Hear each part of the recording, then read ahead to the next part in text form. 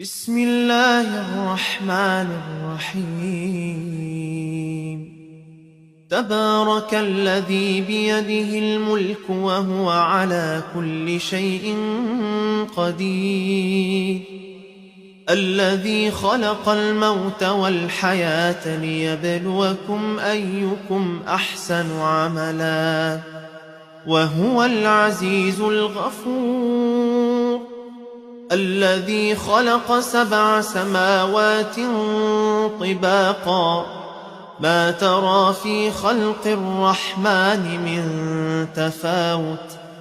فارجع البصر هل ترى من فطور، ثم ارجع البصر كرتين ينقلب إليك البصر خاسئا وهو حسير،